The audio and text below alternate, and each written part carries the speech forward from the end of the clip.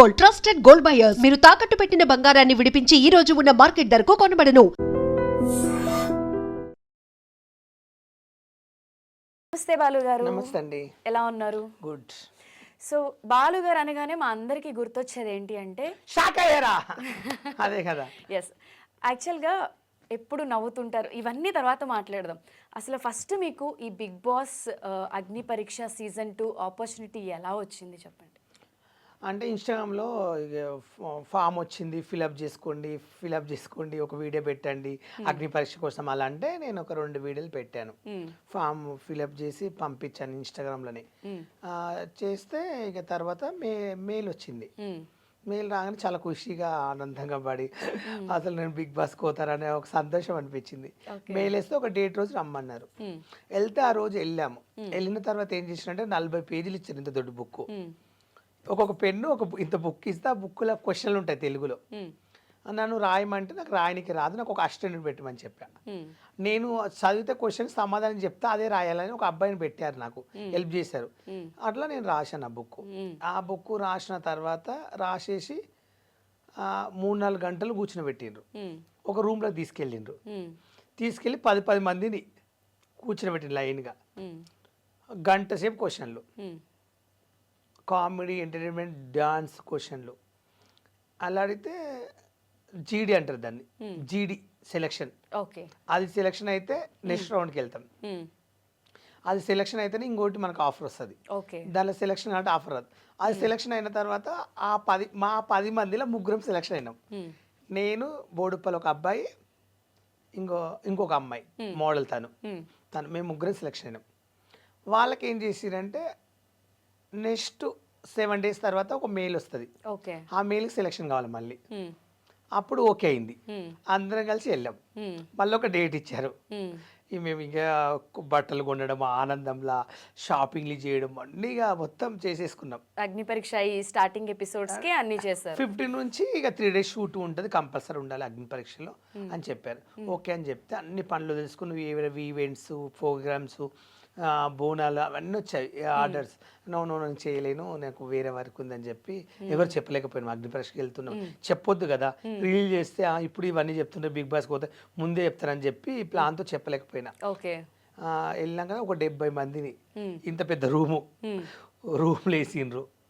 వేసి ఒక్కొక్కరితో 2 ఫోన్లు, వాచీలు చేతికెట్టుకుని అవన్నీ తీసుకుని కవర్లో పెట్టి ఒక్కొక్కరు. టైం కూడా మీకు తెలియదు, అక్కడ తెలియదు. 8 o'clock తీసుకెళ్లి ఒక రూమ్లో వేస్తే నైట్ 12 గంటల వరకు ఉండాలి. అవును, అలా 3 రోజులు ఉన్నారంట కదా. కానీ ఏంటి అసలు మన షోకి వచ్చిన ప్రతి గెస్ట్ కూడా ఉప్పల్ బాలు లేకపోతే మేము 3 రోజులు అక్కడ ఉండేవాళ్ళం కాదు. అసలు మార్నింగ్ నుంచి నైట్ వరకు కూడా సేమ్ ఎనర్జీతో ప్రతి ఒక్కరిని నవ్విస్తూ ఎంటర్టైన్ చేస్తూనే ఉన్నాడు. ప్రతి ఒక్కళ్ళు సీరియస్లీ నిజంగా ఇదే మాట చెప్పారు. నిజంగా ఆర్ట్ఫుల్గా చెప్తున్నా, నేను అబద్ధాలు అసలు ఆడను, నాకు అలవాటు కూడా లేదు. ఫస్ట్ క్వశ్చన్ ఏంటంటే ఆ 70 మందిలో అందరు తెలుసు ఉప్పల్ బాల్ సెలబ్రిటీ అని. అందరూ షాక్ అయినరు, నువ్వు ఎందుకు ఒక సెలబ్రిటీ, నువ్వు దీనికి రావడం ఎందుకు, నేను అసలు సెలబ్రిటీ క్వశ్చన్లో తీసుకోవాలి, అసలు నువ్వు అగ్ని పరీక్షకు ఎందుకు వచ్చినా అడిగారు. దీంట్లో ట్రై చేసినా దాంట్లో అవకాశం ఇవ్వలేదని చెప్తే వాళ్ళంతా పరిశ్రమ. దాంట్లో రకరకాలు వచ్చారు, ఒకరితో మాట్లాడతలేరు. ఫస్ట్ అక్కడ గ్రూపులు చేసినప్పుడు నా గ్రూప్లో 3 వచ్చారు. ఆ 3తోనే మాట్లాడాలి, మిగతా వాళ్ళు నాకు తెలియదు. ఒక గ్రూప్లో 10 మంది 9 మంది సెలెక్షన్ అయ్యారు, ఒక గ్రూప్లో 5 మంది సెలెక్షన్ అయ్యారు, ఒక గ్రూప్లో 3 సెలెక్షన్ అయ్యారు, ఒక గ్రూప్లో. ఇప్పుడు ఏ గ్రూప్ వాళ్ళు తెలియదు. ఫస్ట్ క్వశ్చన్ జీడీలో ఎవరిది వాళ్ళు తెలియదు. అక్కడికి వచ్చినాక ఒకరి ముఖం ఒకరు చూసుకుంటారు అందరూ. ఎవరితో మాట్లాడినట్టు కూడా భయపడుతుంది. ఝాన్సీ అని ఒక అమ్మ వచ్చింది, రైతు బిడ్డ అని ఆమె పాటలు పాడుతుంది. తన సైలెంట్గా వచ్చింది, ఎవరు పట్టించుకుంటలేరు.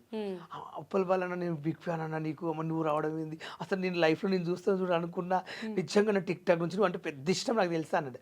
నేను అంటే నిజంగా చెప్తున్నా, నువ్వు నాకు ఎంత ఇష్టమో నాకు తెలియదు కానీ ఓపెన్ చెప్తున్నా ఆర్ట్ఫుల్గా. నాకు ఇక్కడ ఇంతమంది ఉన్నారు కదా, నువ్వు అంటే నాకు చాలా ఇష్టం అని. ఎందుకంటే రైతు పాటలు పాడతావు కదా ఒరిజినల్లా, నాకు అప్పుడైతే నిజంగా ఈ అమ్మాయి గొంతు ఏం బాగుంటుంది, పాడే దాంట్లో అవకాశం ఇస్తే బాగుంటుంది అలా అనుకున్న ఝాన్సీని చూసి మస్తు నచ్చినో తెలుసు నాకు అని బాగా లైక్ చేసిన. నా ఫ్రెండ్స్ కొంతమంది మంచి మంచి అమ్మాయిలు వచ్చారు, మా అబ్బాయిలు వచ్చారు, అందరితో లైక్. అందరిని ఏం చేసిన అంటే అందరిని కలిపిన నేను. ఒక రోజు 70 కూడా మాటలతో అందరిని కలిపిన. బాగా కలిపి ఏం చేసిన అంటే అందరిని ఒప్పించిన. ఇక్కడ నేను ఇట్లా జడ్జి లాగా లేచి అందరూ కుర్చీల మీద కూర్చున్నారు కదా, ఇట్లా బోర్డులా ఉంటుంది, సైలెన్స్, ఇక్కడ 70 మంది జీడీలో నుంచి సెలక్షన్ వచ్చిన వాళ్ళము అందరితో మాట్లాడుకోండి, అందరితో క్లోజ్గా ఉండండి.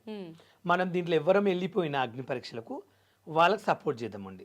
ఓకే, నేను పోయినా నాకు సపోర్ట్ చేయండి, మీరు పోతే నేను మీకు సపోర్ట్ చేస్తా.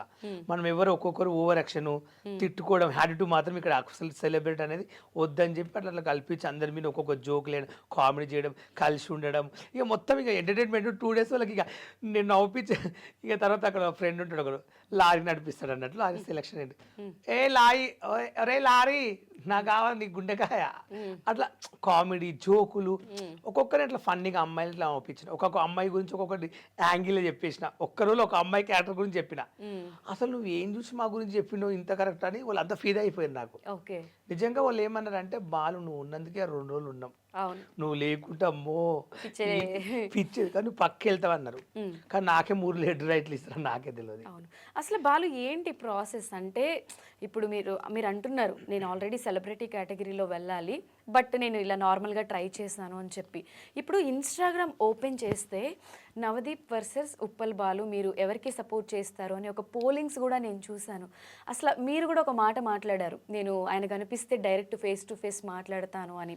నవదీప్ గారు ఇచ్చిన ఎక్స్ప్లెనేషన్ ఏంటి అంటే ఇక్కడ జడ్జెస్గా మేము కూర్చున్నప్పుడు అన్ని రకాలుగా వాళ్ళని టెస్ట్ చేయాలి, టాస్కులు ఇవ్వాలి, అది పర్సనల్గా మేము చేయలేదు, అది మా రోల్ అని చెప్పి ఆయన ఒక వీడియో రిలీజ్ చేశారు.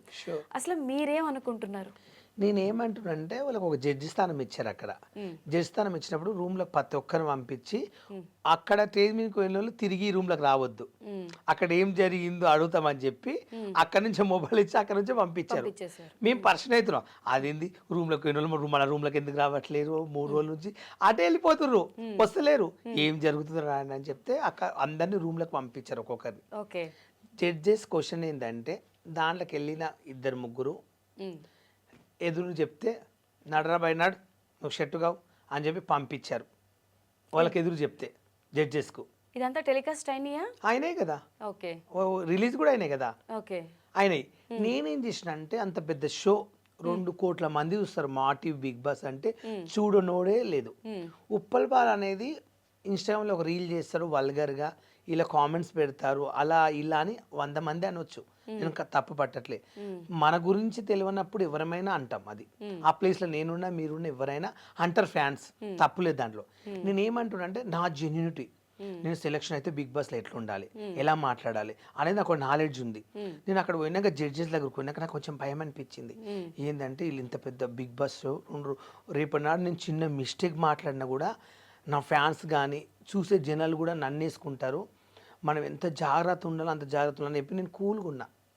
మాట్లాడడానికి శాతకాక కాదు అక్కడ మ్యాటర్.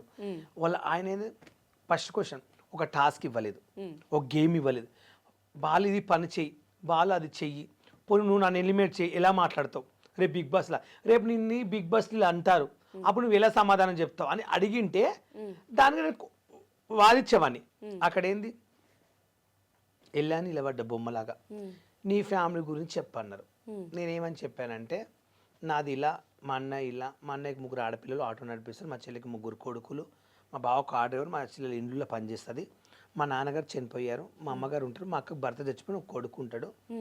నేను చిన్నప్పుడు హైదరాబాద్కి వచ్చేసి ఒక ఆఫీస్ బాయ్ పనిచేస్తుంటే వరుసతో ఒక ట్రాన్స్జెండర్ పరిచయం అయింది. నాకు రెంట్ లేనప్పుడు కానీ అన్నం లేనప్పుడు తన రూమ్లో ఉంచుకుని నాకు ఫుడ్ పెట్టింది. అట్లా అట్లా కొన్ని రీల్ చేసుకుంటా, అలా టిక్ టాక్ వస్తే అలా రీల్ చేసుకుంటా సారీలు కట్టుకుని కొత్త యాంగిల్ చూపించాలి, జనాలు కొత్త యాంగిల్ చూపించాలి, కొత్తగా చూపించాలని చెప్పి నేను అదొక ఫీల్డ్ ఎంచుకున్నాను. నేను ఆ సారీ కట్టుకున్నాను అంటే ఒక ఫీల్డ్. ఇప్పుడు ఈ బట్టలు ఉన్నాయి, రోజు జనాలు ఇట్లా చూస్తున్నారు, 1 year చూసారు, 2 years చూసారు. నేను టిక్ టాక్లో వీడియోలు చేసేటప్పుడు నాకు ఒక టీ షర్ట్ కోట్ ఇట్లా ఇదే డ్రెస్ ఈరోజు ఇదే వేసుకొచ్చిన, ఇట్లు ఈ గెటప్లు ఉండే. కొత్త వాళ్ళు రోజు చూసి 1 year అవుతుంది ఇదే కనబడుతున్నారు, రూపాయలు వాళ్ళు కొత్త యాంగిల్ చూపించడని జనాలు అనుకుంటారు. ఆ టాక్ నాకు తెలుసు మైండ్లో. కొత్తగా చూపిద్దామని చెప్పి ఒకరోజు పంజాబ్ డ్రెస్ వేసుకుని చేసిన, డిఫరెన్స్ కనిపించాలని. ఇంకొక రోజు సారీ కట్టుకుంటే ఎట్లుంటానేమో అట్లా కట్టుకున్నా. అది ఎందుకు కట్టుకున్నా అంటే నా ఫ్యామిలీకి 1 రూపీ వస్తుంది, మాకు తినడానికి అన్నం లేదు, రెంట్ కట్టుకోనికి ఇబ్బందిగా ఉంది నా పరిస్థితి. నిజంగా చెప్పండి హైదరాబాద్ నుంచి మా ఊరు వెళ్ళిపోదామని ఏడ్చిన రోజులు ఉన్నాయి. అంటే 2 days ఫుడ్ లేక నీళ్ళు తాగి వండుకున్న రోజులు ఉన్నాయి రూమ్లో. ఫుడ్ లేక నీళ్లు తాగి నీళ్ళు తాగి ఓకే, అంటే టిక్ టాక్స్ రీల్స్ చేయకముందు చేయకన్నా ముందు కొత్తలో నేను వచ్చినప్పుడు ఎంటైర్ ఫ్యామిలీనా లేకపోతే మీరు ఒక నేను ఒక్కని సింగిల్కి ఇక్కడ ఒకరింట్లో పని చేస్తుంటే వాళ్ళు ఇట్లా ఏదన్నా అంటే కొంచెం మనం తట్టుకోలేక నేను చేయనండి, మీకు ఇష్టం లేనప్పుడు ఇంత పని ఎక్కువ పని చెప్తే నేను చేయనండి. సపరేట్ రూమ్ తీసుకుంటే అప్పుడు రూమ్ కట్టుకోవాలంటే నాకు డబ్బులు లేవు, మనీ ఉంటేనే కట్టేది. అట్లా ఇబ్బంది పడి చాలా ఏడ్చేది. ఇక నా ఫ్రెండ్ ఊకే నా ఎలిబినగర్ పోతే కూడా ఆటోకి నాకు 10 రూపాయలు అయ్యేది. 5 రూపాయలు రానికి 5 రూపాయలు 10 రూపాయలు, ఓకే అదొక ఇబ్బంది. మళ్ళీ ఒకసారి దొరకకుండే బస్కి వచ్చిన ఒక 20-30 రూపాయలు అవుతుండే. అవి రోజు నేను తన దగ్గరకు పోయేది వచ్చేది. పొద్దుగాల పోతే నైట్ వచ్చేది. ఒకసారి రాకుండా అక్కడ కూడా పండుకునే వాడిని. ఇక ఫుడ్ పెట్టేది, పచ్చళ్ళు చేసేది, ఆమె దగ్గర కొంతమంది ఉండేది, బాగా చూసుకునే వాళ్ళు. నేను తన దగ్గర మంచిగా ఉండేది. తన అడుకునికి వెళ్ళినప్పుడు వెళ్ళేసి వస్తే తను వచ్చేవాళ్ళు, తన రూమ్ క్లీన్ చేయడం, తన బట్టలు విండడం. అట్లా నాకు మంచి ఫ్రెండ్ దొరికిందిరా, అన్నం పెడుతుంది, నీకేమైనా కావాలంటే హెల్ప్ చేస్తాను, అట్లా చూసుకుంది. నాకు కొంచెం మంచిగా అనిపించింది అని తన దగ్గర నేను ఉన్నాను. ఈరోజు ఈ స్థాయిలో ఉండడము, సెలబ్రిటీ. ఇప్పుడు నేను రేపు బిగ్ బాస్కి వెళ్ళినా నేను ఏదైనా ఓపెన్ మైండ్గా చెప్తా, నాకేం సిగ్గుపడనీకి లేదు. ఇది ఇప్పుడు నేను ఒక సెలబ్రిటీని కదా, ఒక మనిషిని చీప్ నాకు అక్కర్లేదు. అలా మెయింటైన్ చేసుకుంటే అలా తిరుగుతూ తనతో ఒక ఆఫీస్ బాయ్గా చేసుకుని సెట్ అయ్యి కొంచెం 6,000కి ఇట్లా పని చేసుకుంటే అట్లా సైనా. నీ ఫ్యామిలీ గురించి చెప్పు అంటే అగ్ని పరీక్షలు చెప్పాను. అయిందని ఇంకేమని చెప్పాలా అని అడిగి ఒక టాస్క్ గేమ్ ఇస్తేనేమో దానికి నేను రివర్స్ చెప్పేవాడిని. ఆడు చెప్పి ఏడ్చేసిన అప్పటికి, ఇలా జరిగింది సార్, నాకైతే ఇది ఆపర్చునిటీ కావాలి బిగ్ బాస్కు అంటే. ఇక డైరెక్ట్ ఇక నవదీప్ గారు, నువ్వు బిగ్ బాస్కి పోయి ఏం ఉద్ధరిస్తావు, సమాజానికి నువ్వేం మెసేజ్ ఇస్తావు, నువ్వు చేసేవి అన్ని వల్గర్ వీడియోస్ ఉంటాయి, నువ్వు చేసే అన్ని చిల్లర్ వీడియోస్ ఉంటాయి అని అంటుండు. అదేం క్వశ్చను? నేను ఆ టైంలో అలా అన్నప్పుడు, సార్ నేను ఒకప్పుడు నేను అది కూడా టెలికాస్ట్ చేయమని మొత్తం నేను ఏమన్నా సార్ నేను ఒకప్పుడు చిల్లరగా చేశాను, నేను కాదని చెప్పట్లే, నాకు చాలా బ్యాడ్ కామెంట్స్ పెట్టారు నా ఫ్యాన్స్, నా గురించి తెలియనప్పుడు పెట్టారు, నేను ఒప్పుకుంటున్నా. సారీస్ కట్టుకుని నా ఫ్యామిలీ బతికించుకోవడానికి, నా ఫ్యామిలీ ఫుడ్ కోసము నేను సారీ కట్టుకున్నా సార్. నేనైతే ఎలాంటి తప్పు పని చేయలేదు, నేను ఎలాంటి దొంగతనాలు చేయలేదు, ఎవరి దగ్గర పోయి నేను దోచుకుని తినలేదు. నేను మనీ కోసం, నా ఫ్యామిలీ కోసమే అలా తీగజారు చేశాను. ఇప్పుడు నేను చేయట్లేదు. నాకు బెట్టింగ్ యాప్లు 40 లక్షలు 30 లక్షలు ఇస్తంటే పాపం సొమ్ము నాకు వద్దు, నేను చేయనని బరాబర్ గుర్తించా. అవన్నీ చెప్పిన వచ్చాయితే బెట్టింగ్ యాప్స్ కూడా ప్రమోట్ చేయాలి, వచ్చాయి కదండి 40 లక్షలు ఇస్తాను అప్పుడు. కానీ చేయలేదు. చాలా మంది చేస్తారు, నేను చేయలే కదా. చాలా మంది కోట్లు తీసుకుని చూసాను చేయలేదని చెప్పి వీడియో పెట్టారు. నాకు నా దీప్ కూడా నాకు ఫోన్ ఇప్పించాడు, చేయనందుకు జెన్యున్ ఉన్నావు బాలని. అలాంటి నేను చేయలేదు సార్ అని చెప్పా. నేను బిగ్ బాస్ పంపిస్తే సమాజానికి ఏమి పంపిస్తే మేము ఏం చేయాలని మీరు మళ్ళీ తిడతారు రేపటి నాడు, ఏమి ఇవ్వాలని అన్నాడు. నాకు కోపం వచ్చింది అప్పటికి. తననేమో ట్రాన్స్జెండర్ వా నువ్వు బాలు, నువ్వు ట్రాన్స్జెండర్ వా అని అడిగింది. నేను ట్రాన్స్జెండర్ అనుకో అంటే ట్రాన్స్జెండర్స్ అంటే పంపించారా బిగ్ బాస్కు? ఎంతమంది 2 వెళ్ళారు ఎగ్జాంపుల్ అడిగింది. నేను అక్కడ బుక్లు ఇచ్చినప్పుడు ఏమని రాశాను?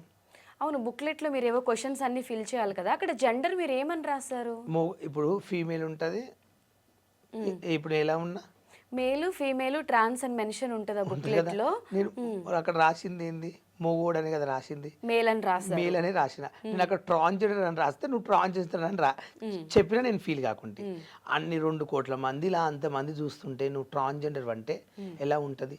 ఈ క్వశ్చన్ బిందు గారు అడిగారు. ఆ బిందు మాధురి గారు, ఆమె ఇప్పుడు ఒక పెద్ద సెలబ్రిటీ కదా, ఇంటర్నేషనల్ మూవీలు తీసింది, పెద్ద పెద్ద హీరోల పక్కల ఆమె ఒక జడ్జు. దానికి చెప్పుకోవాలంటే నాకు అనిపిస్తుంది. అలా అడిగింది. నాకేంటంటే నాకు నచ్చలేదు, నన్ను అవమానించినట్ల. మీరు పిలిపించి స్టేజ్ పైకి నన్ను అవమానించారు. అక్కడ నన్ను కూల్గా అడిగి కూల్గా మాట్లాడి పంపించుంటే నేను బాధపడకుంటే, నా ఫ్యాన్స్ కూడా బాధపడకుండే. నన్ను అక్కడ అవమానించారు వాళ్ళు. నాకు ఫస్ట్ క్వశ్చన్ అవమానించారు. అది అడగని క్వశ్చన్ కరెక్ట్ కాదు. ఇప్పుడు నేను ఎగ్జాంపుల్ అండి ఒకటి చెప్తాను, ఓపెన్ మైండ్గా మాట్లాడుకుందాం. ఇప్పుడు ట్రాన్స్జెండర్స్లో కొంతమంది ఫ్యామిలీలో తెలియని ట్రాన్స్జెండర్స్ ఉంటారు. ఎగ్జాంపుల్, ఇక్కడ వచ్చి విలేజ్కి వెళ్తే దాన్ని ఏమంటారు, ఊర్లోకి పోతే మా అక్క చెల్లి ఉంటుంది, ఇక్కడ భయపడి వాళ్ళకి అట్లా తిరగాల అట్లా ఉండాలని కోరిక ఉంటుంది. కొంతమంది చెప్పుకోలేకపోతారు ఆ బాధ, తర్వాత మెల్లగా చెప్పుకుందాము అని ఆలోచిస్తారు. ఎగ్జాంపుల్గా కొంతమంది ఇప్పుడు నేను ఉన్నాను, మా ఊర్లో నాకు ఒక పేరు ఉంది, మా చుట్టాలు ఉన్నారు, నాకు చెల్లి అన్న ఉన్నారు. పోనీ నేనే ఒక ట్రాన్స్జెండర్ కావాలని ఎంచుకున్నాను అనుకో. ఎగ్జాంపుల్, ఇప్పుడు నేను సారీ కట్టుకుని షాపులు పెట్టి అడుక్కున్న రోజుకు 1000-2000 వస్తాయి. అప్పుడు నాకేం భయము? ఎగ్జాంపుల్ అలాంటి పని నేను ఎప్పుడు చేయలేదు. అవును. చేయాలనుకుంటే ఇప్పుడు నేను ట్రాన్స్జెండర్ అని నేను బరాబర్ నేను ట్రాన్స్జెండర్ అని అడక తింటాను అంటే నన్ను ఎవరైనా ఏమంటారా? మా చుట్టాలు ఎవరు అనుకున్నా, మా ఫ్యామిలీ అనుకున్నా, ఐ డోంట్ కేర్. అంటే మీరు అనే పాయింట్ ఏంటంటే ఒక ట్రాన్స్జెండర్ అయినా వాళ్ళకి ఫ్యామిలీ ఉంటుంది, వాళ్ళు విలేజ్లో ఉంటే నార్మల్ లైఫ్ వాళ్ళు లీడ్ చేయాలి కాబట్టి అది ఓపెన్గా చెప్పుకోలేని సిచ్యువేషన్స్ కూడా కొంతమందికి ఉంటారు. కొంతమంది ఏం చేస్తారంటే పోతూ పోతూ కుల్లగా అయిపోతారు, ఓపెన్గా చెప్పుకుంటారు. అవును. అంటే కొంచెం టైం తీసుకుంటారు. ఎందుకు తీసుకుంటారు టైం అంటే పరిస్థితులు ఒక్కొక్కరింట్లో ఒక తీరు ఉంటుంది. మా కొడుకు ఇలా ఏం చేసుకుంటారో ముందు ముందు ఫ్యామిలీ గురించి ఆలోచిస్తారు. ఆలోచన. నేనేం చేశానంటే నేను ట్రాన్స్తో తిరుగుతాను, వాళ్ళ ఫంక్షన్లకు వెళ్తాను, జల్సలకు వెళ్తాను, వాళ్ళది ఫంక్షన్లకు వెళ్తాను, వాళ్ళ బర్త్డేలకు వెళ్తే వాళ్ళతో పాటు నేను తిరుగుతాను.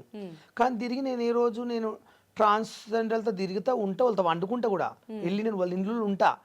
కానీ నేను ట్రాన్స్ లాగా వాళ్ళతో పాటు నేను ఎప్పుడు డబ్బు కోసం అలా చేయలేదు. అలా చేస్తే అనుకో, అవును నేను కూడా వెళ్ళాను మేడం, కట్టుకుని వాళ్ళతో పాటు నేను బస్తీలకు వెళ్ళాను, అడుకున్నాను మీరు చెప్పొచ్చు. ఆ మధ్య కాలంలో చీరలు కట్టుకుని కూడా రీల్స్ చేస్తుంటే కింద కమెంట్స్లో కొంతమంది "అరే అమ్మ, మన దగ్గర కూడా లేవు చీరలు అలాంటి చీరలు ఉప్పల్ వాళ్ళు కట్టుకుంటున్నాడు" అని కొంతమంది పెడితే, ఫస్ట్ అబ్బాయి అన్నాడు, ఇప్పుడు ట్రాన్స్ కాబట్టి చీరలు కట్టుకుంటున్నారని మీ ఇన్స్టాగ్రామ్లోనే మీకు వచ్చిన కమెంట్స్ కదా, అవి చూసినప్పుడు మీకు ఏమనిపించింది? నేనేమనుకున్నా అంటే నా ఫ్యామిలీ కోసం మనీ వస్తుంది నాకు, మా ఇంటి వాళ్ళు హ్యాపీగా ఉంటున్నారు, నా వల్ల వాళ్ళు 8 మంది బతుకుతున్నారు. ఒకవేళ నేను అలా చేయకుండా అన్ని మానుకుంటే నా జీవితానికి మా ఫ్యామిలీ బతకరు. ఫస్ట్ ఆఫ్ ఆల్ ఇప్పుడు మీ ఇంట్లో వాళ్ళందరినీ మీరే చూసుకుంటున్నారు. నేనే చూసుకుంటున్నాను.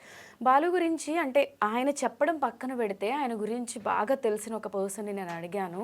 తను రీల్స్ చేసినా, ప్రమోషన్స్ చేసినా, ఏం చేసినా కూడా వచ్చే ప్రతి రూపాయి యాక్చువల్గా చెప్పాలంటే ఫ్యాక్ట్, తన ఇంట్లోంచి వాళ్ళ పేరెంట్స్ వాళ్ళ ఫ్యామిలీ వద్దనుకుని గెంటేసినా కూడా తను బయటకు వచ్చి చావాలా బతకాలా అనే సిచ్యువేషన్లో కూడా ఇలా రీల్స్ చేసి సంపాదించిన మనీతో ఎంటైర్ ఫ్యామిలీని సింగిల్గా చూసుకున్నాడు ఆయన.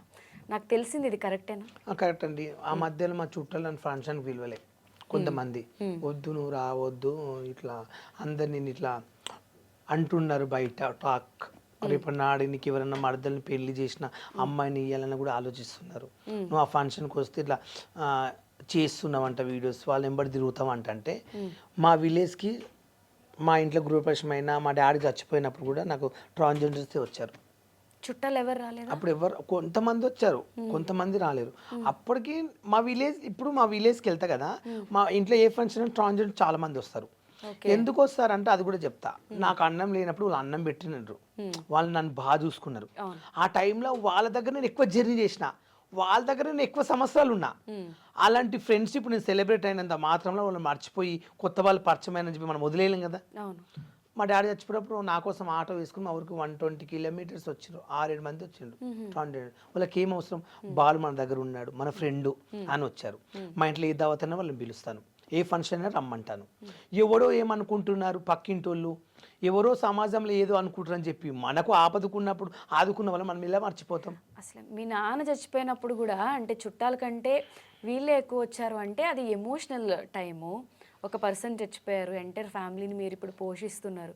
ఆ టైంలో వచ్చిన వాళ్ళకి ఆబ్వియస్లీ మీరు వాల్యూ ఇస్తారు. నేను ఇప్పటికైనా వాళ్ళకి ఇస్తాను. ఎప్పుడు మనకు ఆపద ఉన్నప్పుడు రూపాయి హెల్ప్ చేసిన వాళ్ళని ఇప్పుడు నేను ప్రేమిస్తున్నా. హార్ట్ఫుల్గా చెప్పాలంటే నాకున్న బాబాల సరుకులు కూడా నాకు అప్పుడు ఎవరు చూశారో నేను ఇప్పుడు వాళ్ళనే దగ్గర తీస్తా. నేను ఏ స్థాయిలో పోయినా, సెలబ్రేట్ అయ్యి బిగ్ బాస్ పోయినా, బిగ్ బాస్ కోకుండా పెద్ద పెద్ద సినిమాలు చేసినా కూడా నన్ను ఫస్ట్ ఎవరు దేకిందో నేను వాళ్ళకే రెస్పెక్ట్ ఇస్తా. ఎప్పటికైనా ఎవరు ఏమనుకున్నా ఐ డోంట్ కేర్. నేను బతికేది నా ఫ్యామిలీ కోసం. వాళ్ళు ఎందుకు ఫ్యామిలీ అంటే అంత పిచ్చి? ఎందుకంటే చుట్టాలు ఇరుగు పొరుగు వాళ్ళు అలా ఇలా అనుకుంటారని చెప్పి సొంత ఫ్యామిలీయే రోడ్డు మీద గెంటేస్తే అది చిన్న విషయం కాదు, ఒక పెద్ద హార్ట్ బ్రేక్. అంటే మన వాళ్ళే మనల్ని అర్థం చేసుకోనప్పుడు అసలు చావాలా బతకాలా అనే ఇదిలో మనం ఉండిపోతాం ఎవరైనా కూడా. నిజం చెప్పాలంటే మా అన్నయ్య, సొంత మా అన్నయ్య అనుకో, మా అన్నయ్యకు 3 ఆడపిల్లలు, ఆటో నడిపిస్తాడు. ఆయన రోజు ఆటో నడిపించిన 300-400 వస్తాయి. మా వదిన కూలి పనికి వెళ్తుంది. అప్పుడు నేను ఫేమస్ అయిన కొత్తలో మా వదిన ఏ రోజు నేను వెళ్ళినా, ఈ రోజు వాళ్ళు నేను ప్రేమిస్తున్నా, కానీ మా వదిన ఏ రోజు అన్నం తింటావా మరిది అని కూడా అడగలేదు ఇప్పటి వరకు. ఇప్పుడు అడుగుతూ, అప్పుడు కొత్తలో అప్పట్లో అడగలేదు. నన్ను తొలగించినప్పుడు ఇంటికి అక్కడ నేను వెళ్ళిన మా అమ్మ మా అక్కకి వేరే ఇల్లు ఉంటుంది, మా పాతిల్లు ఇది, మా అన్న వాళ్ళది, అంటే పుట్టినిల్లు ఇది. అక్కడ మా అక్క ఉంటుంది, భర్త చనిపోతే మా ఊర్లో మా అక్కకి ఇల్లు కట్టించిన. 9 లక్షలు పెట్టి మీరే కట్టించారా? నేను ఒక్కనే కట్టించిన. ఓకే. చిట్టగల రూపాయి జమ చేసి చిట్టీలేసి ఆమెకి ఇల్లు కట్టించిన. కట్టించినప్పుడు మా అక్క నన్ను లైక్ చేసింది. వీడియోలు చేసినప్పుడు అందరు ఇట్లా అంటున్నారు చెయ్యకని. మా సొంత చెల్లి కూడా ఎలిబినాలు ఉంటుంది, మా చెల్లి ఏడ్చింది చెయ్యకన్నా అందరు ఇట్లా అంటున్నారు అంటే, ఇవి నేను టిక్ టాక్ చేస్తున్న రూపాయి వస్తుంది, ఈ రూపాయి వల్ల అక్కకి ఇల్లు కట్టించాను, నీ పెళ్లి ఖర్చుకు కొన్ని డబ్బులు ఇస్తున్నా, నీకు 3 మగ పిల్లలు ఉండే, నీకు ఏదో రూపాయి నీకు రెంట్ కట్టాలి, పిల్లల ఫీజులు కట్టాలి, ఎవరితో మనకు ఐ డోంట్ కేర్, మన పని మనం చేసుకుందాం, ఎవడు ఏమనుకున్నా పర్లేదు, నేను పట్టించుకున్నామని చెప్పి అట్లా ఉండిపోతే అప్పుడు మా వదిన మా అన్న కూడా ఇంటికి రా అన్నం తిని అడగలే. అప్పుడు కొంచెం బాధ అనిపించింది, నేను ఏం తప్పు చేసిన అసలు. ఏడ్చారా ఎప్పుడైనా? ఎందుకు ఏడవలేదండి, రూమ్ లో పండుకొని కూడా కొంచెం బాధపడ్డా. బాలు అంటే యాక్టివ్ గా నవ్వుతూ కనిపిస్తారు, అసలు బాలు నేను అనుకోలేదు ఏంటంటే నేనేం తప్పు చేస్తున్నా పోని అంటే, ఒక ట్రాన్స్జెండర్ తిరిగినంత మాత్రంలో మనం తప్పు పట్టడం ఏంది, వాళ్ళు కూడా ఒక మనుషులే కదా, వాళ్ళు నాకు ఒక ఫ్రెండ్లా గౌరవించారు కదా, అలా అనడం ఏంటంటే వాళ్ళు మనుషులు కదా, వాళ్ళకి ఒక కోరికలు ఉన్నాయా, అట్లా దూరం పెడితే నేను లైట్ తీసుకున్నా, ఐ డోంట్ కేర్ అనుకున్నా. తర్వాత ఫేమస్ అయినాక కొంచెం డబ్బులు వస్తుంటే అప్పుడు మా వదిన మా అన్న దగ్గర తీశారు. నేనేమనుకున్నా అంటే, మా అన్న నా రక్తం, మా అన్నయ్య సైలెంట్ ఉంటాడు, మా అన్నయ్య ఎవరితో, మా అన్నయ్యకు ఊర్లో మంచి పేరుంది, ఊర్లో వంటలు చేస్తాడు మా అన్నయ్య ఎవరితో మాట్లాడు, కొట్లాడు గొడవ ఆయనకు నచ్చదు, ఊళ్ళో నల్లకాడ గొడవ అయినా ఊళ్ళో లొల్లి పెట్టుకోవాలంటే నేనే నెంబర్ 1. మా ఇంట్లో మీకు ఎవరైనా ఫస్ట్ వస్తే నేనే అరవడం ఎక్కువ, రెచ్చిపోవడం అట్లా నాకు ఇష్టం అన్నట్లు. మా అన్నయ్య సైలెంట్, ఆయన మా సొంత అన్న కూడా మా ఊళ్ళో నంబర్ ఎవరు. నేను కొంచెం బయట ఉంటే మన కొంచెం బ్లాక్ ఉంటాడు, మా అన్న సిన్సియర్కు మా అన్ననే లైక్ చేస్తారు విలేజ్లో, ఈడైతే అందరితో లొల్లి అరుస్తాడు కానీ ఫ్యామిలీ బాగా చూసుకుంటారు, మంచి మా ఊర్లో పేరు నాకు. అట్లా నాకు మా అన్నయ్య ఎంత మా సొంత అన్న. ఇప్పుడు మొత్తం అందరినీ మీరే, మీకు వచ్చే డబ్బులు అసలు మీకోసం ఏమన్నా పెట్టుకున్నారా ఇప్పటి వరకు? ఇప్పటి వరకు అయితే నేను నా బ్యాంక్ బ్యాలెన్స్ కూడా ఇప్పుడు కొంచెం తక్కువ 20-30 వేలు ఉంటాయి. పర్సనల్ సేవింగ్స్ ఏమి ఉండవా మీకు? ఇప్పుడు నాకు ఏం పర్సనల్ లేదు, నేను రూపాయి వచ్చినంత మా ఫ్యామిలీకి పంపించినాక నేను ఒక 2-3 లక్షలు 3 లక్షలు పెట్టుకున్నా.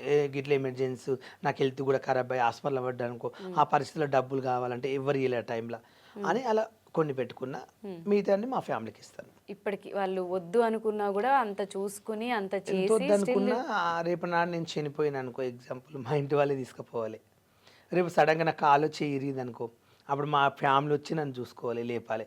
పక్కింటోడు అయితే ఇవ్వడు రాడు, ఫ్రెండ్ వచ్చినా కూడా కొన్ని ఆపిల్ పండ్లు బెడ్ ప్యాకెట్ ఇచ్చి కొన్ని డబ్బులు చేయలే పెట్టిపోతాడు. కానీ నేను వాష్రూమ్ పోవాలన్నా బాత్రూమ్ పోవాలన్నా అప్పుడు ఆ ఫ్రెండ్ అయితే ఉండలేడు. లైఫ్లో ఒకరు ఉంటారేమో అభిమానంగా నన్ను ప్రేమించిన వాడు ఎవరో ఒకరు ఉండొచ్చు. నేను ఎవరికన్నా బాగాలేదంటూ మా బాగోలేదంటే 3-4 ఉండే నా లైఫ్ పార్ట్నర్స్లా వాళ్ళకి మనం బాగాలేకుంటే కూడా వాళ్ళకి ఇలాంటి పరిస్థితి వస్తే నేను 1 నెల రోజులు 2 నెలలు వాళ్ళ దగ్గర ఉండి వాళ్ళకి సేవ చేస్తా, కానీ వాళ్ళని మర్చిపోలేను. అది బాలు మీకు బాగా హర్టింగ్ అనిపించి బాగా బాధపడి ఇప్పటికీ ఆ సందర్భం ఆ సిచ్యువేషన్ తలుచుకుంటే ఏడుపు వస్తుంది అనే ఎంత ఏదైనా ఉందా మీకు?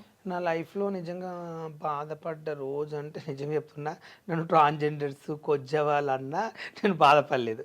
అంటే టికెట్ తీసుకున్నా, ఐ డోంట్ కేర్, ట్రాన్స్జెండర్ అన్న కూడా నేను బాధపడలేదు. నా లైఫ్లో ఫస్ట్ ఆఫ్ ఆల్ ఒక మగవాడిని అలా అన్నారు అనుకో చాలా ఇచ్చి బాధపడతారు, కానీ అట్లన్నా కూడా నా లైఫ్లో నేను జీవితం బాధపడలేదు.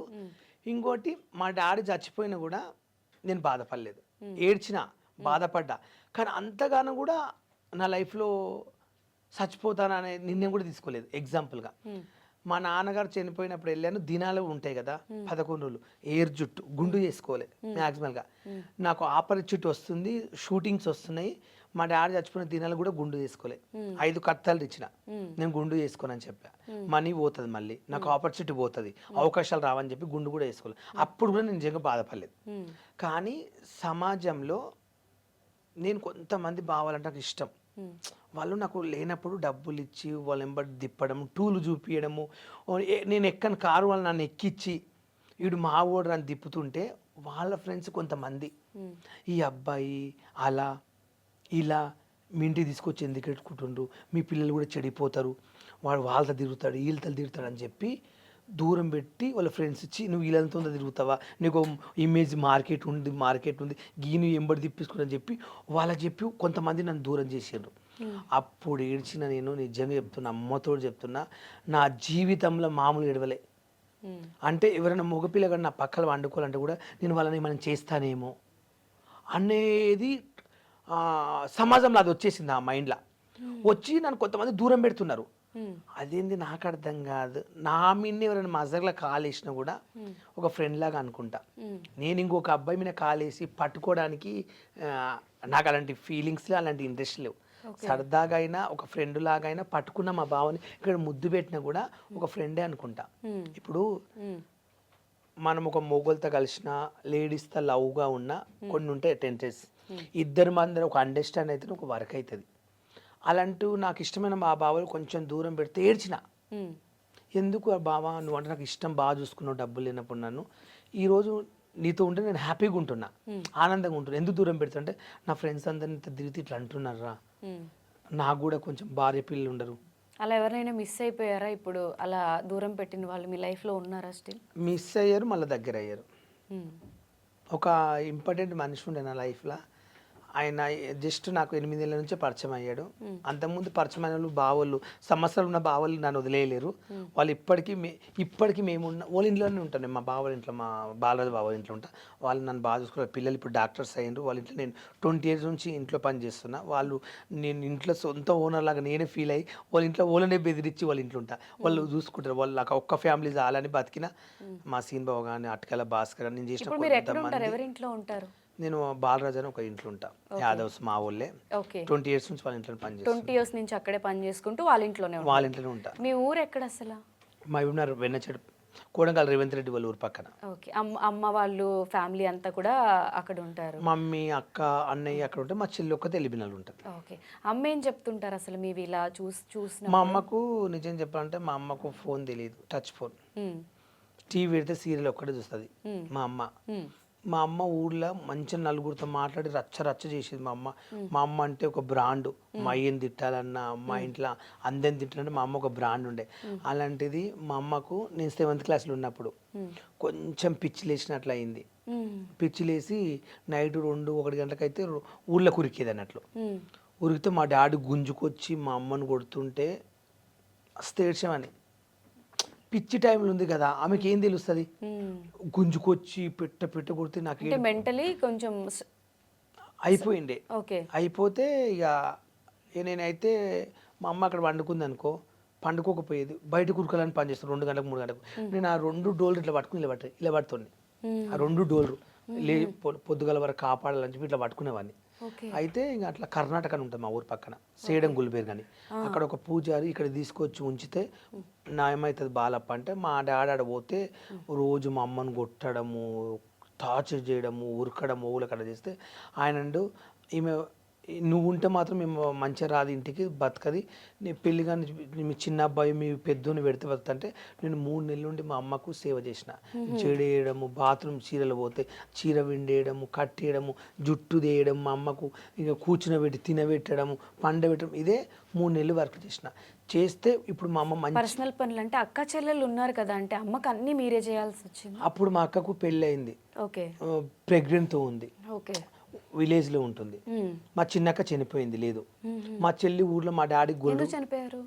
ప్రెగ్నెంట్ ఉంటే మా బావ ఏదో గిర్మిటో ఏదో డెలివరీ కాక బాబు మా చిన్నక్క ఇద్దరు చచ్చిపోయారు ఒకటేసారి.